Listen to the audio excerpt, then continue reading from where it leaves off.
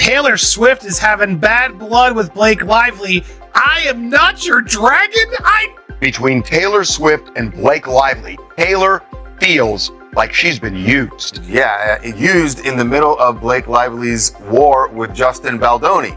And there's certain things that that we know Blake has said about Taylor in reference to that battle that do not sit well with Taylor at all. The big one understands the themes of this movie, comes across you in public, and they want to really talk to you. What's the best way for them to be able to talk to you about this? How would you recommend they go about it? Like asking for like my address or my phone number or like my location share. Or I could just location share you and then we could Taylor Swift is done being dragged into drama. Blake's dragon feud with Justin Baldoni takes a turn.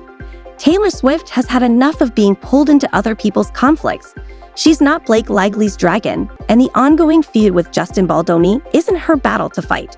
Nobody wants to be used as leverage in a senseless fight, and Taylor is no exception.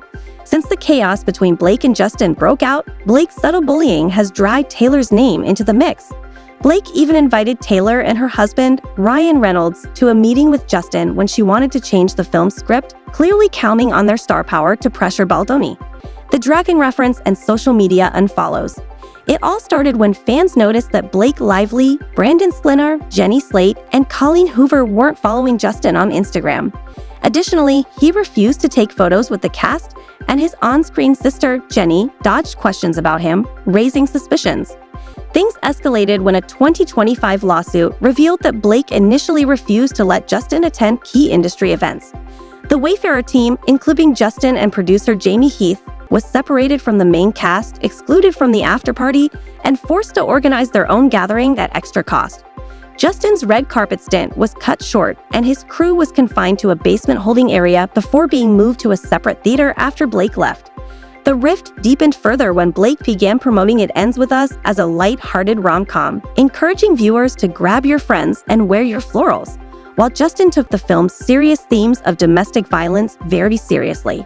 At the premiere, Justin emphasized that the movie was meant to empower women and help them choose different paths for themselves, one of the main reasons he joined the project. Creative clashes and behind-the-scenes tension. Rumors soon swirled about two different cuts of the film, hinting at creative clashes between Justin and Blake. Reports suggested Sony Pictures favored the more feminine version, while insiders claimed the feud went beyond creative differences. Some sources accused Justin of being chauvinistic and borderline abusive on set.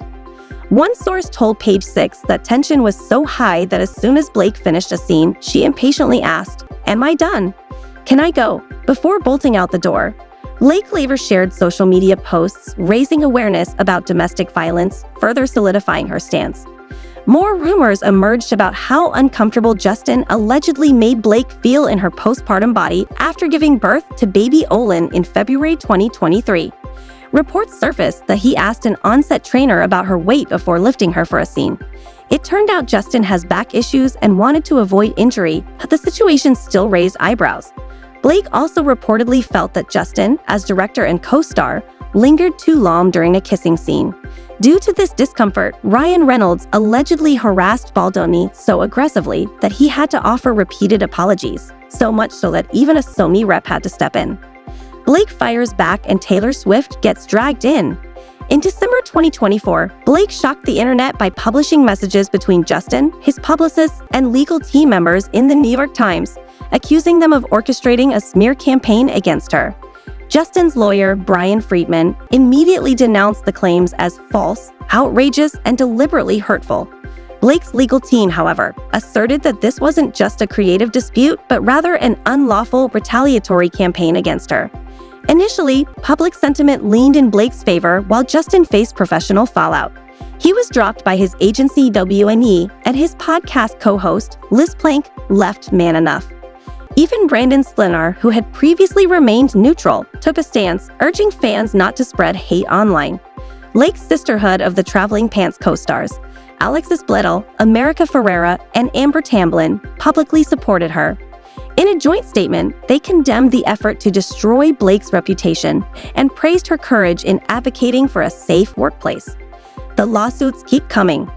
Adding fuel to the fire, Justin's former publicist, Stephanie Jones, sued him, alleging that he and his team conspired to pin the blame on her while orchestrating their own smear campaign against Blake.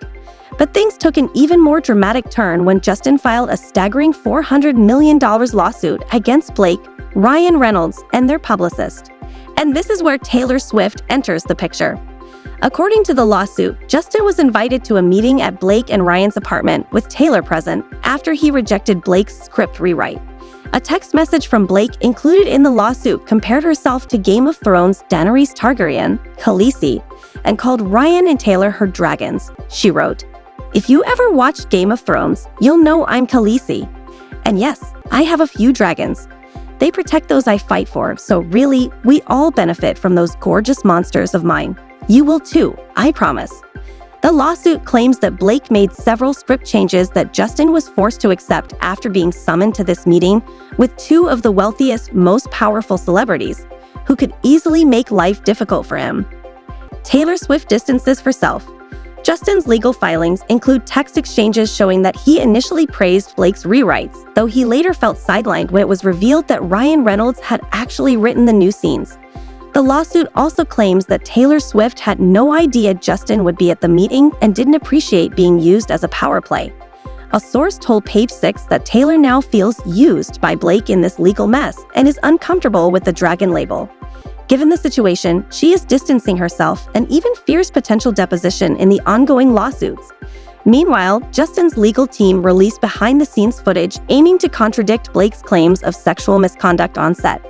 The clip allegedly shows him improvising affectionate gestures, including kissing Blake's forehead and whispering to her. Blake's team, however, insists these moments were unscripted and that an intimacy coordinator should have been present. Justin later published lawsuitinfo.com, a website featuring a timeline of texts, emails, and financial records, including confirmation that Blake's costumes cost over $500,000. Shortly after, a judge ordered both legal teams to rein in their PR war to avoid influencing the jury.